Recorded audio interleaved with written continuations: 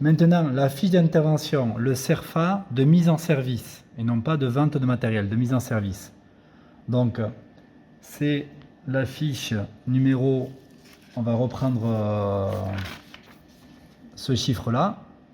Donc, GR003/opération 8. L'opérateur nom, adresse et ciré, c'est lycée Canto.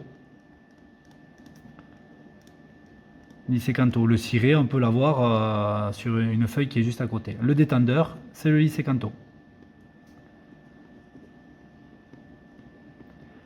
C'est le lycée Canto qui opère une manipulation de fluide frigorigène pour une installation qui appartient au lycée Canto. Le numéro d'attestation de capacité, on le lit juste au-dessus.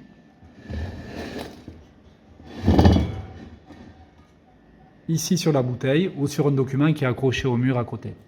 Soit 761 985.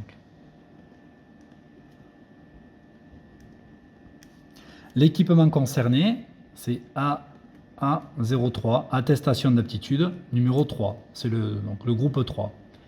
Donc toute cette rubrique, c'est l'équipement. Alors la dénimation du fluide, je lis ici un peu plus haut, c'est bien du R450A. Donc je répète bêtement, je réécris bêtement ce qu'il y a écrit. La charge totale, c'est bien 450 grammes, donc 0,45 kg. Le tonnage équivalent CO2, donc c'est la masse multipliée par le GWP divisé par 1000. Le calcul, il en fait pour vous. C'est 0,27 tonnes équivalent CO2. 0,27 tonnes équivalent CO2. La nature de l'intervention, on met autre, attestation d'aptitude ou mise en service, peu importe. Donc après, on passe dans la rubrique du contrôle d'étanchéité. Est-ce qu'il y a un détecteur manuel de fuite? Oui, c'est ce que l'on va utiliser. Donc il est dans le tiroir. Donc le détecteur de fuite, il est identifié AA, attestation d'aptitude, détecteur de fuite 5. Le contrôle, bon, on le contrôle à peu près tous les 21 janvier de l'année. Il faut qu'on contrôle notre matériel. Voilà, donc on met le 21 janvier.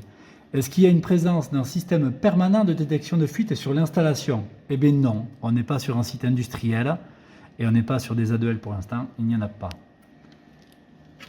Nous voilà dans la rubrique 7 sur la quantité de fluide frigorigène dans l'équipement et sa fréquence minimale de contrôle périodique.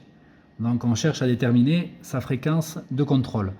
Donc pour quel fluide on intervient? Nous c'est du R450A.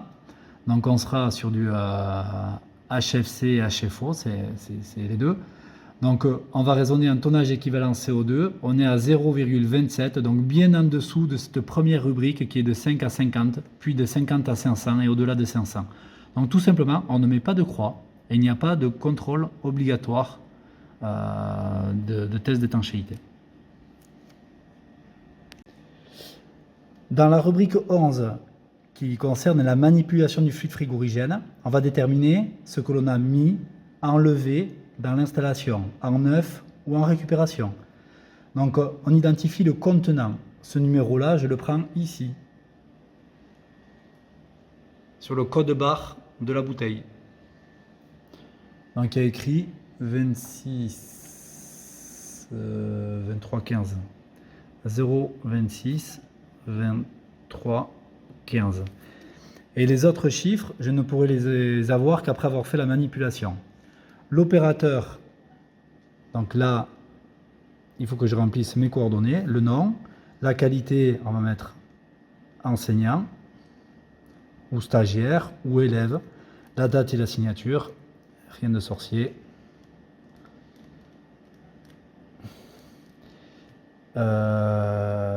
Le détendeur, ce sera donc le lycée Canto.